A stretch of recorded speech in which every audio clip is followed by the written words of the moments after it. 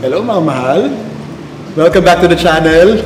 Today, nandito po tayo sa Solano Hotel para bisitahin yung aking pangalawang tatay, si Sir Charles Solano, may-ari nitong Solano Hotel at ng Silpo Joyce Furniture. Itutour niya tayo mga mahal around the hotel, itutour niya tayo sa showroom nung Silpo Joyce Furniture. And mga mahal, get ready to be inspired through his story. Kilala ko to si Sir Charles, ang kanyang pamilya since 2022. And I must say na meron kayong mapupulot na inspirasyon sa episode na ito. Let's go! Sir Charles! Buti naman napasya ka. Oo, mga mahal! Si Sir Charles Solano, pangalawa kong tatay. Ito, siyang hari nitong buong hotel at saka buong showroom na ito. So, Sir Charles, kamusta po? Matagal-tagal kaya tayo napunta. Oo nga, Sir Charles, eh. Parang nangayayat na ako. Yung last mo akong nakita, parang medyo lobong-lobo pa yung mukha ko. Namimiss ko na itong anak ko. Una kaming nagkita ni Sir Charles, Dirty Linen. Kung matatandaan ninyo, yung teleserye na nagawa ko. Dito ko unang nakita si Sir Charles. Nung unang mga mahal, hindi ko alam siya yung may-ari.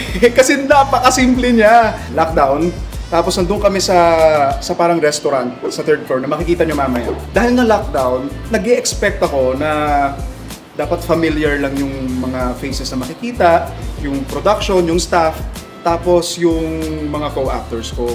Nakikita ko si Sir Charles, nagbe-breakfast, kumakain ka dun sa kubo.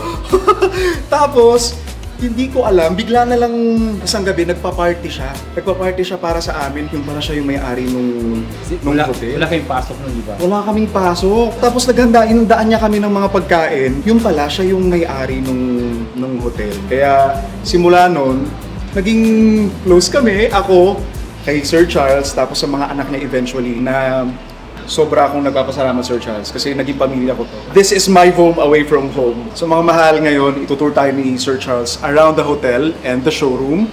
And mamaya, kagaya ng sabi ko sa inyo, kakwentuhan niya tayo about his inspiring story. But for now, punta tayo dito sa Cafe Isabel. Let's go, Sir Charles. Dati wala pa ito mga mahal, itong enclosed na to, pero naabutan ko to.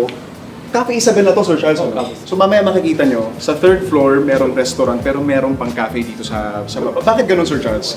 Bakit ka naglagay ng cafe dito? Ang kape sa dati na yun. Saka, di ba kayo, dun yung sa bunso kong anak. Oo. So ito dati, parang open lang to para sa mga customer ng Silpo Joy. May mga transaction dito. So nung parang sa tingin ng tao, parang extension ng showroom. Hindi napapansin yung siya. So, in-close ko para magkaroon ng privacy yung mga customers.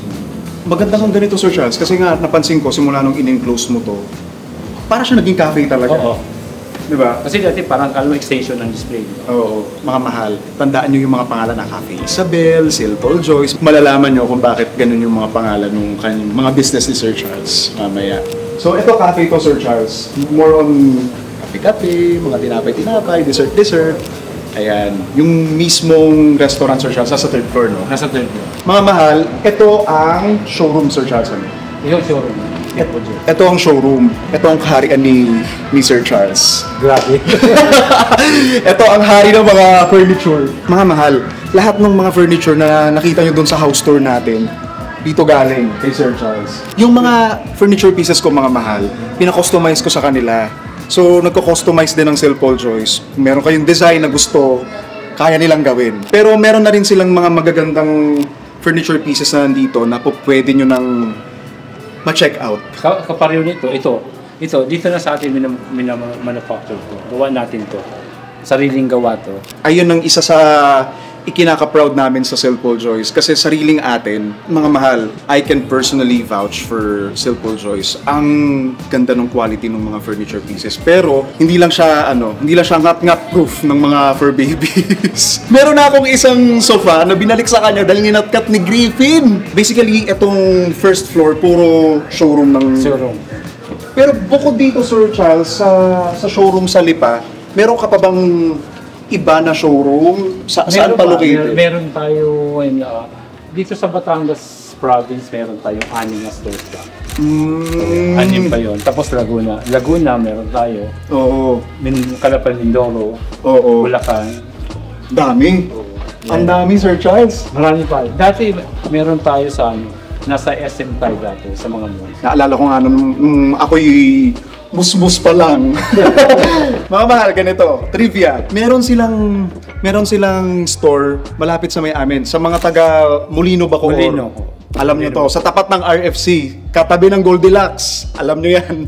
Silpol Joyce. Dati, doon ako bumibili ng cake pag may birthday sa amin. Hindi ko akalain na magiging tatay ko tong... Kasi doon sa building kasi nagre-renta si Goldilocks doon. Doon daw siya pumipila. Oo. Hindi niya alam, magiging kapamilya sa nung Simple Joyce. Goldilocks baka naman ha. Ayan, so pati doon. Pero itong building na to, mas huli to kaysa dito sa Simple Joyce. So, mas huli to? Dinagdag to. Ito yung part ng hotel. Ayun mga mahal. Ang Silpol Joyce Furniture ay nasa isang building with the Solano Hotel. Talagang na-utilize sa maayos si Sir Charles itong property. Kasi mamaya mga mahal, makikita nyo kung saan yung elevator papunta ng hotel. Itong area na to, puro to mga kama. No, Sir Charles? Assorted. Naalala ko dati nung pumunta ako dito, lahat ng mga furniture ko sa bahay, mga nakaganito pa oh. Ang tagal nilang in-stock dito. Ito kasi for shipment na to, sa Mindanao naman to eh. Customized to. Sa Mindanao to, Sir Charles? Mindanao to. Paano design din ng client? O inyo na to? Nag-send kami ng mga pictures na pagpipilian nila. Kinustomize natin. Ayan, so again, nagko-customize sila ng sofa, ng beds, ng tables, ng chairs. Kung ano yung kailangan. Yes. Saka pwede rin kung may mga design kayo, di ba? Like design. Gagawin namin yun. At baka makabasag pa ng chandelier itong team ko, di ba? Kasi tatangkad nila eh. Ayan na. Di ba? Nabunggo na nga. Mga mahal, tapos lahat ng mga furniture pieces nila, kagaya ng sabi ko kanina, sobrang high quality. Anong material ulit, Sir Charles, yung dining table ko? Anong kahoy yun? Yung kind na mahogany. Mahogany. My God. Kaya tuyong-tuyo yun. Oo nga eh. Kahit magtatatalong ka doon ng 10 years, hindi Saka sobrang bigat. Oo. Sobrang bigat, hindi masisira. Ngayon mga mahal, dadalhin tayo ni Sir Charles sa 3rd floor. Let's go. Sasama ko kayo sa 3rd floor. Taturo ko kayo doon. Ay, dapat dito Sir Charles kasi nandito ako. Nandito ako. You know. Let's go. Yun, nice sa 3rd floor. Mga mahal, itong 3rd floor, ito ang bahay namin dati sa Dirty Linen. Dito kami nakalock in. So itong buong yan, sa amin yan. Kabilangan nandyan. Dito natatanda mo ba dito? Dito Oo. Dito kayo Dito yun. Una ko nakita si Sir Charles Samba, parang dito. Dito siya. Nagmumuni-muni. Nagmumuni-muni siya. Nagbibilang ng pera. Hindi, wala pera. Sir Charles, bakit hindi mo to sinarado? I mean, bakit ginawa mo siyang parang ganito? Hindi, ito kasi Christian, part ito ng Simple Joyce building. Okay. Open lang to. Okay. Tapos pag may nagpa-party kami dito. Dati, nung wala pang hotel. Tapos nung 2019, tinayo yung hotel. Ginawa ko na parang extension siya ng hotel. Ito, gawa dapat to, swimming pool to dati. Swimming pool to talaga, ginagawa niya. Tapos nung nagkaroon ng tulo sa baba, ginawa ko na, decide ako, gawad ko na ng bar.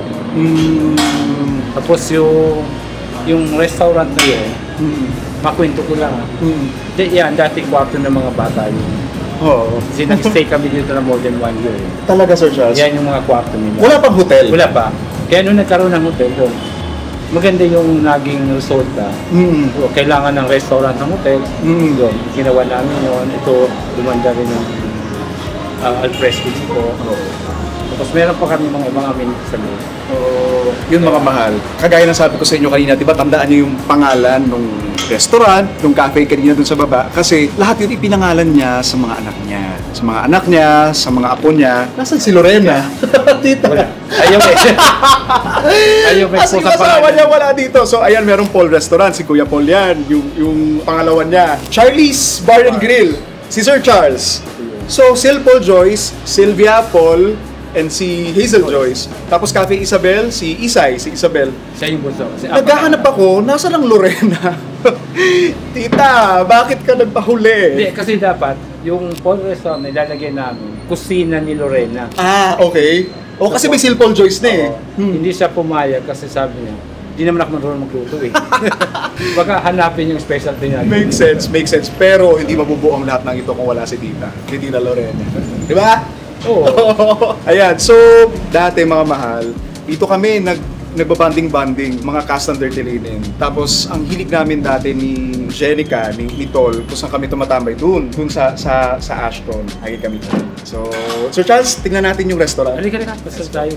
Ito pala, mga pangalan na to. Tiffany, Ashton. Lahat yung mga apo ko. Lahat mga apo niya. So, Para hindi na lumayo.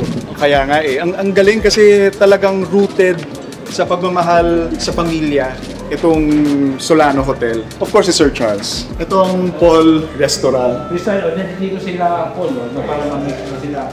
Ang Paul sa Silpol Joyce.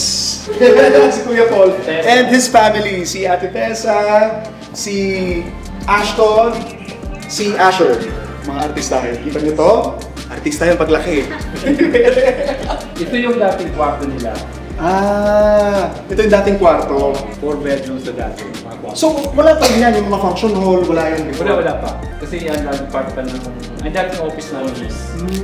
Ito naman dating kitchen na yun nandiyan. Dating kitchen? Okay. Diba sabi ko sa inyo mga mahal, parang adapted nila ako. Kilala ko yung ang Silpol Joyce at si Casa Isabel. Si Isabel, si Isay.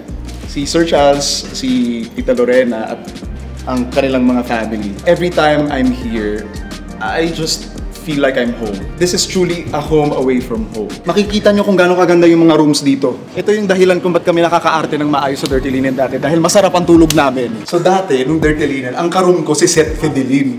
Ito yung room namin. Ito, room to ni Kuya Epi. Hindi! Ni Tita Ruby. Oo, si Ruby. Si Tita Ruby at saka si Apey. Si Apey. Ito, room ni Raven at saka ni Kuya Epi. Dito, room ni Kabisado mo. Francine. Ni Francine. Ito room namin ni Seth. Ito, nililinis. Tingnan nyo. Yan. So, tig-isa kami ng kama. Tapos mga mahal, ang ginagawa namin. Kapag bored kami, kinakatok namin yung mga pintuan nila at tumatakbo kami Ganun kami ka-bugoy ni Seth. Kami si kapatid. Ito yata room ni Janine. Basta dito kami lahat. From third floor. Ito kay Ate Jay. Ito yung room ni Miss Janice. At ito yung room ni Ate Janice. Anong room to, Sir Charles? Suite room. Suite room. So basically ganito siya kalaki at kaganda. Diba? Ito lang yan Ito yung tuwing dadating si Miss Janice. Oh. Ito talaga nila request niya. Ito ang room niya. Ayun yung suite room. Tapos itong mga rooms dito. Mga standard rooms, but still, ang gaganda nung ambience nung bawat room. We're here sa 5th floor. Ito yung gustong-gusto ko, Sir Charles. Kasi ang nagkwento sa akin, si Miss Joyce, yung isa niyang anak, na ito daw ay kwento ni Sir Charles. Ito nag-umpisa kasi ako dito na construction worker din ako. Construction Tapos worker. ang nagsaka sa akin, kargador eh. Kasi, yun, marami akong pinasukan bago ko narating to. Oh. Maraming hirap din. Tapos unti-unti, nung medyo nagkaroon na ng medyo counting angat sa buhay, medyo nakakapag-share na rin tayo sa mga kapwa natin. Hanggang sa ngayon, yun. Kasi yun, parang ito na medyo nasa taas na.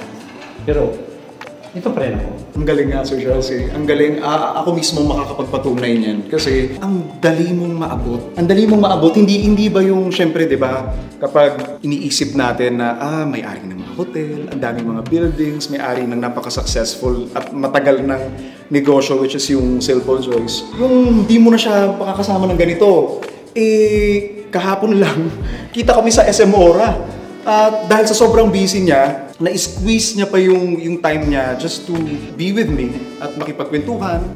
Sobra ko na-appreciate yun. Kaya love na love ko to si Sir Charles at ang aking Solano family. Pero sa kinukwento ni Christian na parang ako, mahirap lapitan dahil nagmamayari na sa hotel, kay Bambis. Sa totoo nung nandito sila, kami yung parang hirap paano namin lalapitan sila.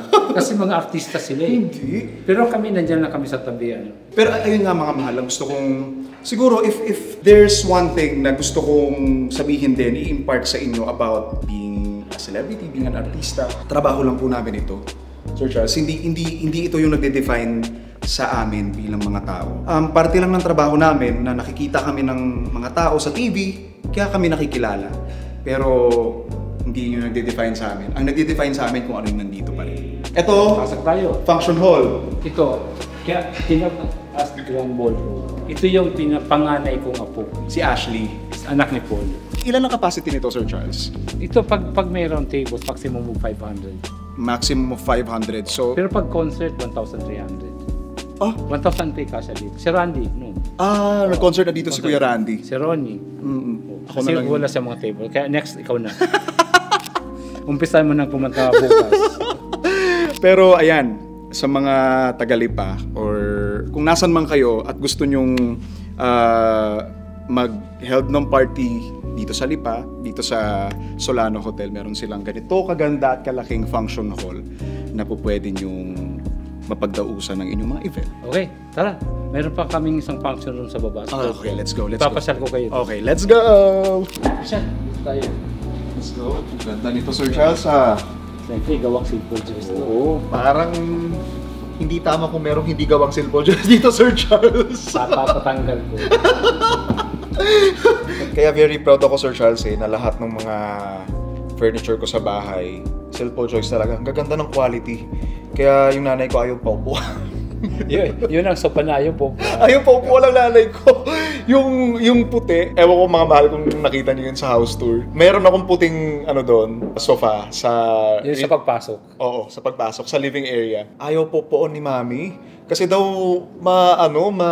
madudumihan. Paano tititigan ko na lang yung sofa ko? Hindi, parang display lang. Oo. Kaya siguro, dahil ayaw po ng mami mo, lagyan na lang siguro natin ng stand dito na Silpo Joy para i-promote pa. Kasi ayaw naman upuan, di ba? Hindi, Sir Charles, binilhan niya ng nung sapin.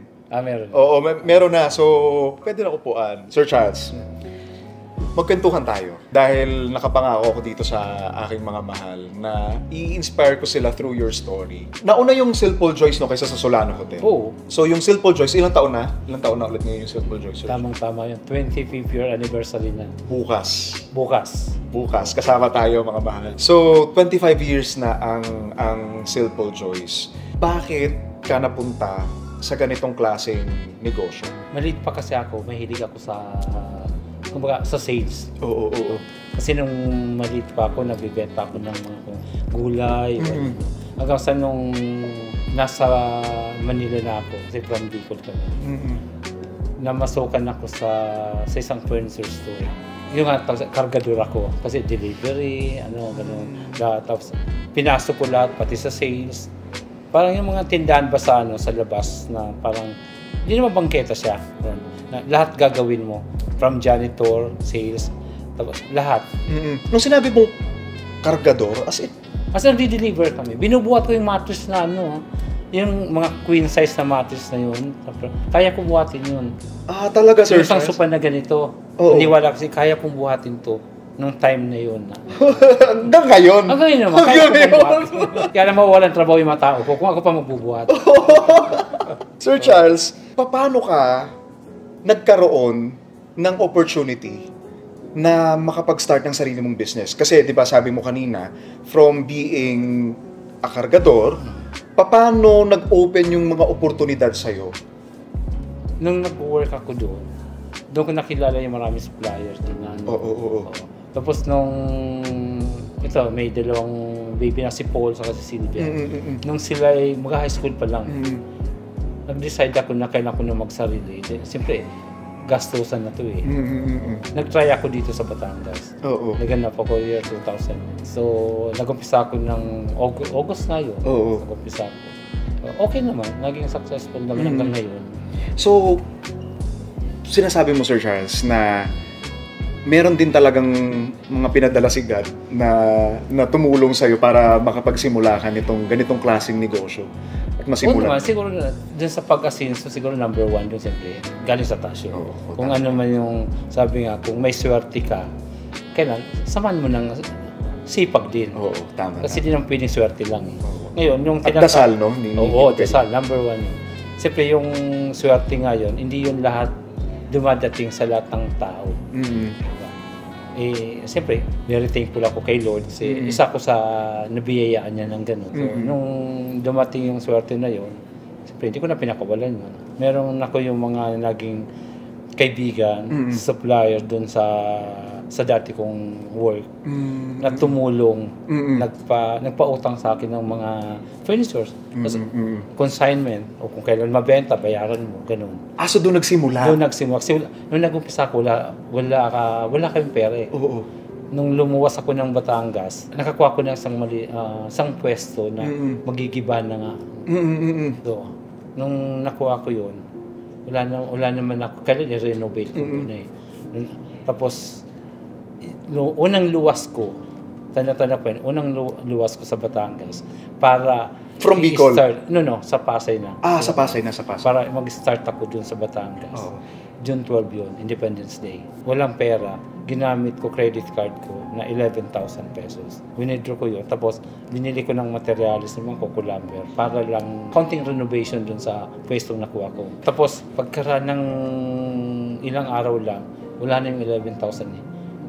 Bisa yung materials na nabili mo, wala na. Oo. Tapos ikot ako kung saan ako. Naghiram ako sa, may isang kaibigan naman na nagpahiram sa akin. Nag-promise ako na 50,000 lang yun eh. Nag-promise ako na within 30 days babayaran ko. Pero di ko alam kung saan ko kukunin eh. Pero lakas ng loob.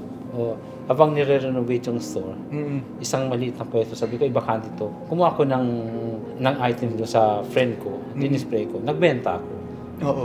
First day na benta ko, nung first day na in-open ko yun, benta ko isang double deck. Ang galing. 2,400. Tanda ko ba yun?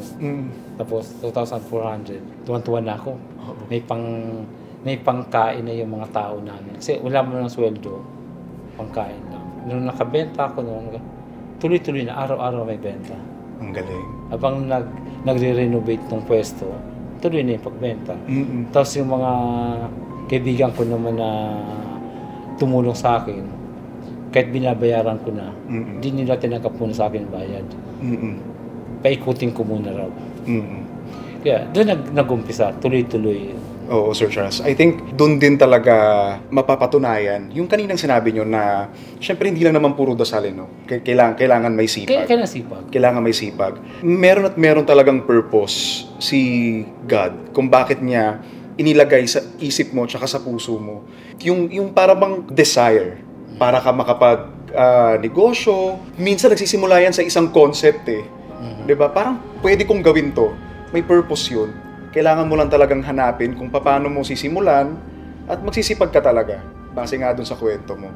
Pero Sir Charles, sa lahat ng mga narating mo ngayon, ano yung mga struggles na napagdaanan mo bago mo marating yan? Or kahit bago ka pa magsimula nitong St. Paul Joyce Furniture? Parang sa akin, parang hindi ko naramdaman yun yung struggles? Oo, kasi parang tuloy-tuloy eh. Kasi nung nagbukas ako yung unang store nga sa Batangas, pagkatapos pa lang, after 6 months, nag-branch out na ako eh.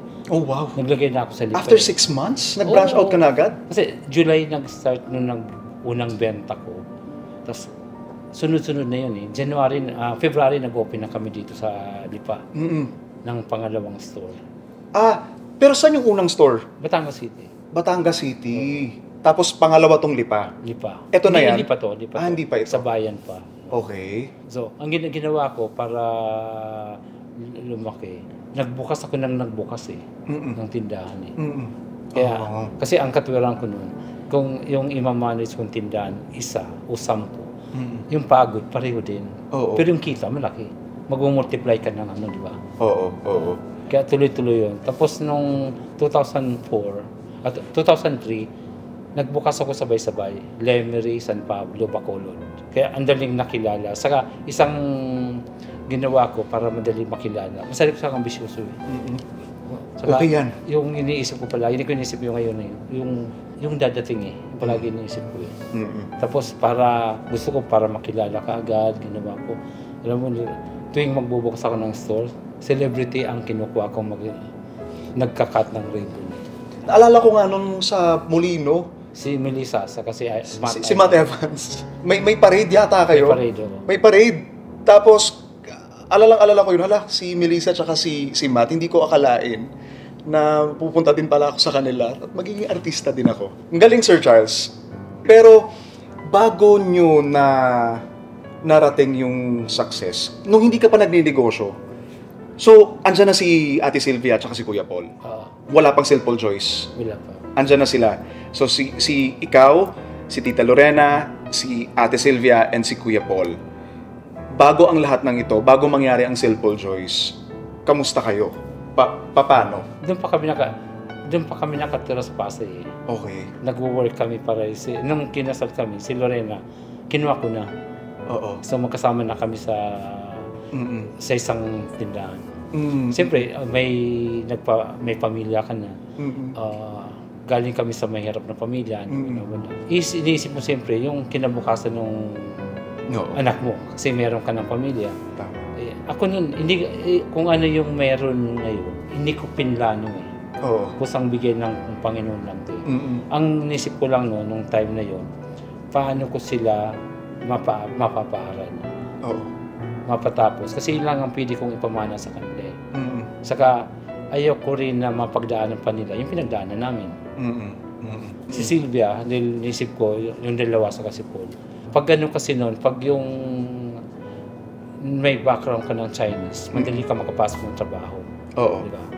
Kaya si Sylvia sa si Paul, pinapag-aral ko sa science school. Pero, paano ko mapapaaral? Magkano sweldo ko lang noon? Ginawa ko niyan, nilakad ko na kinuha ko ng maging scholar sila sa science school. Nagpa-sponsor ako sa yung mga Chinese na may mga hardware sa Libertad. Oo. Kaya napasok ko sila sa science school. Oo. Kaya sa umaga, English sila, sa hapon Chinese. So wala kaming background ng Chinese. Paano nila matutunan? Di kami pwedeng tutor, wala naman kami pambayad. Ang ginagawa ko noon, yung mga suppliers namin doon sa work namin, every Saturday nangong-election sila. Tuwing nangong-election sila, mga Chinese yun. Bago ko i-release yung check-in nila, si Paul sa kasi Sylvia, yung assignment nila, nakalatag na doon. Oo. Tutor muna sila. Okay. Yun. Sawa ng Diyos naman, naipasa nila. Si Sylvia natapos hanggang high school. Ang galing. Yun. Nung mag-high school na ngayon, nag-decide na ako na kaya maganap na rin ako. Hindi na kayang tustusan, diba? Para mapaaral ko sila doon. Ambisyon ko rin mapaaral sa magandang school. Kahit walang pera. Nung nakapag-umisa kami sa Batangas, doon na, tuloy-tuloy nakapagtapos naman sila lahat. Ang galing. Doon mo makikita at marirealize na totoo yung yung matagal nang paulit-ulit na sinasabi itong kasabihan na to, yung nasa Diyos ang awa, nasa tao ang gawa. Pero makikita mong ito yung produkto ng kasabihan na yun. Saka yung tinatawag na swerte kasi, totoo yun. Pero pag dumating kasi yung swerte sa'yo, huwag mong pakawalan. Oo. Dahil pag pinakawalan mo yun, hindi mo alam kung dadating pa yun. Ang ganda niyan, Sir Charles. Diba? Ang ganda niyan. Pero siyempre, sabayan mo ng sipag. Oo. Number one pa rin siyempre, sa taas, huwag kang makakalimot. Tama. Number one weapon yun. Kaya ako nakaluwas ng Manila noon. Kasi ang gusto ng tatay ko noon, tatay namin, lahat kami magsasaka lang. Talaga, Sir Charles? Oo, Talaga ayaw po? niya. Tapos, minsan nung pag kami, kung ako nung nag-aaral, hirap parang hindi para sa akin yung trabaho. Ang ganda. Yung bang minsan nasasampal ka ng buntot ng kalabok sa mukha kasi tinutulak ko, di ba, nag-aaral. Sabi ko niya, para dito Out of 9 na magkakapatid, ako lang ang naglakas loob nila umalis sa amin. Sumakay ako ng train, PNR, from Bicol to, mayroon kamag-anak yung nanay ko sa Tondo, sa may Tutuban Station. Doon ako pumunta. Sumakay ako ng train, wala pamasahe. Palipat-lipat ng bagon pag may inspektor. Yun ang umpisa. Grabe. Kaya, Kung manggagaling ka sa isang pamilya, lalo pat magulang mo, yung nagsasabi sa'yo na, ay hindi, dito ka lang. Pakahirap nun, Sir Charles, ha? Ang hirap nun, kasi, syempre ikaw bilang anak, malaking impluwensya ng magulang sa anak eh. 'Di ba, Sir Charles? So, kapag magulang mo na mismo yung nagsabi sa'yo na, hindi, dito ka lang, magsasaka ka lang, hanggang dito ka lang. Kung medyo mahina-hina ang loob mo, at ang tiwala mo sa sarili mo, malamang naniwala ka. Nandoon din ako. Oo. Pero kakampi ko kasi yung nanay ko. Ang galing, oo. Pinapayagan niya ako eh.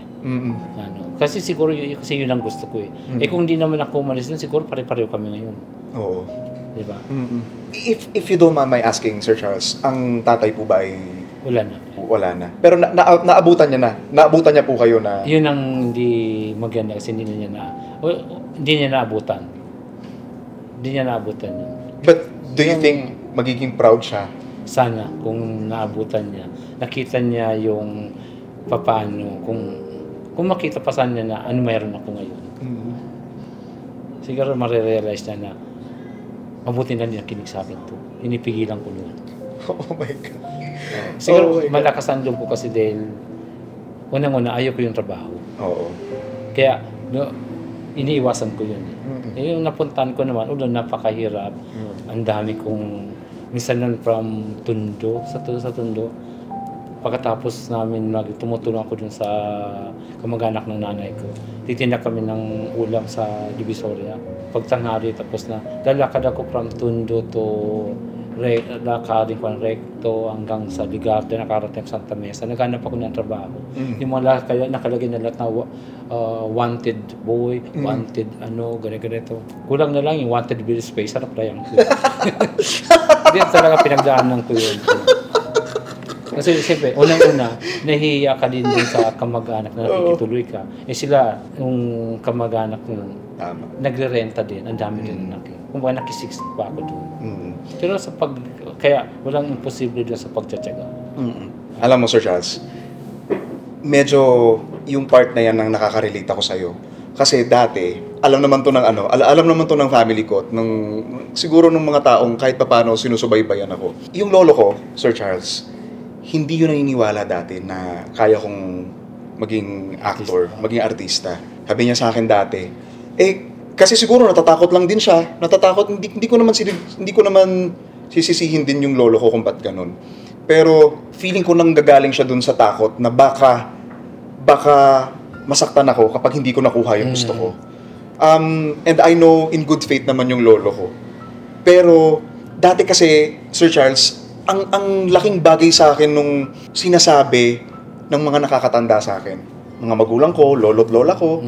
Malaking bagay sa akin yon. Lalo pat feeling ko, during that time, nasa formative stage ako. Ito yung mga panahon na binubuo ko yung sarili ko bilang isang tao. Nakarinig ako ng mga words na hindi daw ako para dito. Dahil hindi daw fit yung itsura ko para doon sa... Papasukin mo. Sa papasukin ko. Boses kalabaw daw ako. Kung pinakinggan ko yun, wala ako ngayon dito, Sir Charles. Nag-serve din talaga siya as an inspiration sa akin. Kaya yung mga ganyan, I don't take it negatively eh. Para sa akin, Sir Charles, naging inspirasyon yun para mas lalo kong, hindi. Siguro sa akin din, ganun din. Yung lalo akong naging lumakas ang loob ko eh. Kasi nung nag-umpisa ako sa Batangas, din nagkaroon ako ng iba-ibang branches din. Mayroon mga suppliers kami noon na ayaw akong dilaan kasi sinasabi, tindero lang yun. Tapos, baka daw hindi ako makabayad. Tapos na medyo umaasenso na kami, nakakailang tindahan na. Nananalo ako sa loto. Oo. Talaga? Oo. Tapos meron, baka daw, may pinopront daw yung ginamit daw ako ng ibang tao, pero pinopront lang yung furniture. Baka shabu daw yung Kasi ang bilis namin. Doon sa from 2000 hanggang 2003, parang naka-anim na tindahan na ako. Ang bilis, di ba? Sa isang tindero na nagumpisa, saan kumuha ng pera? Di ba? Pero kasi nung nagumpisa ako yung year 2000 pa lang yun, milyon na yung nahawakan ko, natulong ng mga supplier. Kasi yung benta ko, kasi consignment yun eh. yung isang items na yon, napaparod mo yan ng isang buwan nilabis mo na benta. Tapos babayaran mo, pinapautang sa akin ng mga 90 days, 120 days. So napapakaikot ko yun. Kaya yung buong 2,000 na yun, nakakawak na ako ng milyon. Wow. Yun. Wow. Kaya Galing. ang lakas ng loob ko, magkalat ng tindahan, may punan na ako Saka yung ilalagay ko doon sa mga pwestong bubuksan ko, hindi ko naman pera yun Pera ng suppliers yun. Oo. Na nagtiwala sa'yo. Nagtiwala sa akin. Pero ang totoo nun, abang ako, pinagkukwentuhan nila ng gano'n. Lalo ako na-challenge. Oo. Paulit-ulit kong sinasabi sa mga interviews ko. Yung word na sometime, somewhere, there will be someone who will say yes to all of your dreams. Nag-a-apply siya sa maraming tao. One example si Sir Charles. And ako, dati Sir Charles, wala naman akong background sa sa showbiz. May puunang ka Ano? Personality. Salamat, Sir Charles. Maraming salamat. Thank you. Ayoko nga lapitan ni Joyce kasi Inglesero ko Sorry na. Kasi tisoy ka Wala, hindi ko alam, Sir Charles, kung saan ako magsisimula before. Basta alam ko lang, parang kadugtong ng puso ko ang pagpo-perform. Pagsasayaw pa dati, bago ko minahal yung pag-acting. Yung acting, naging outlet ko siya. Kasi introvert ako, mga mahal. Hindi ko ma-express yung thoughts and yung feelings ko through words. So, mas nailalabas ko yung sarili ko sa pag-arte. Kaya ako siya minahal. Dati, Sir Charles, hindi ko rin alam kung paano. Hindi ko rin alam kung paano magsisimula. Basta alam ko, may purpose kung bakit nilagay ni God yung passion na ito sa akin. At merong isang taong magtitiwala sa'yo. In my case, hindi lang siya isa. Marami sila.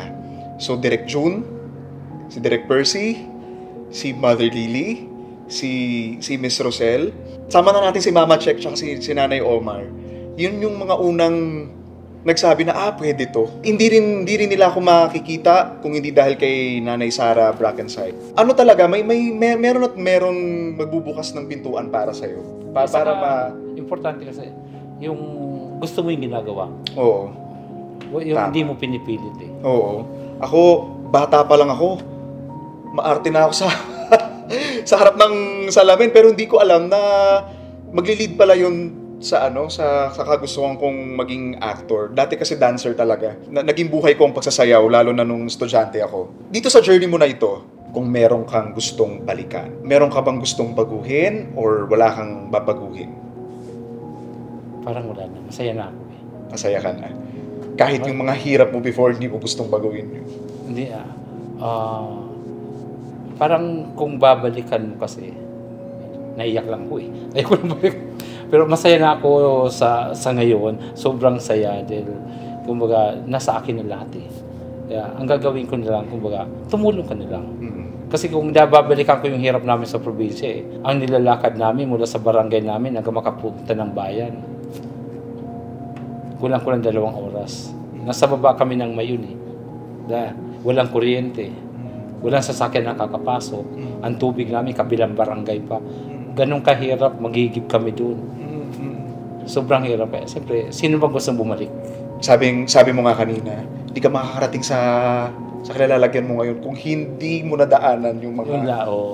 Siguro kaya yung sobrang hirap na yun, siguro kung ako pinanganak na mayroon, wala ako dito sa pwesto ngayon. Kasi hindi ako magpupursige Ang ganda niyan, Sir Charles. Oo. Kasi aasa ko dun sa mayroon yung magulang ko Saka hindi ako nakapagtapos ng pag-aaral. Siguro hindi na rin ako nagsisisi doon. Kasi siguro kung ako naging isang engineer ako, naging isang abogado ako, naging isang doktor ako, hindi naman ako makakapunta ng ganito. Oo nga. Kasi pa rin ako Kumbaga, sabihin natin sa masamang term ng paggamit ng salita, alila pa rin ako. Kasi kahit na doktor ako kahit natutulog ka, pwede kang tawagan. Oo. Engineer ka, may boss ka pa rin. Diba? Ako ang boss sa sarili kong negosyo. Ang galing. Kaya hindi ko pinagsisisihan yung hindi ko na natapos. Oo. Okay na, masaya na ako. Dito na ako babawi sa yung anak ko, nasabi ko mapatapos kumandang, mapatapos ko sa magandang school. Okay lahat naman sila napatapos. Ngayon, yung mga apo ko naman ngayon, ako pa rin ang sumusustento sa kanila dati. Na, doon ko nilang binubuhos. Kumbaga, ako kontento na ako dito. Oo. Ito na ako. At dahil dyan, meron akong adoption paper dito. Pipirma ko ngayon. Sabi ko na sa'yo, ampunin mo na ako.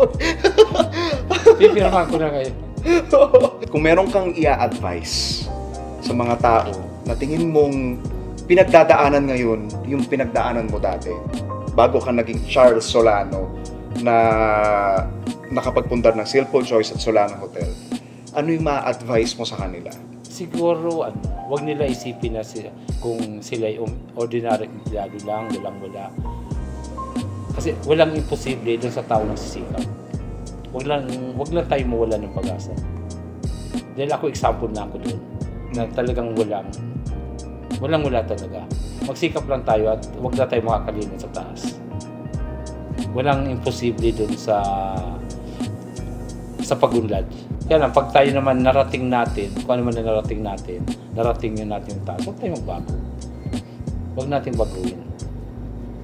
Kasi kung ano man meron ka, bigla ka nagbago. Sa isang iglap lang, pag mawawala sa'yo yan. Galing. Thank you, Sir Charles.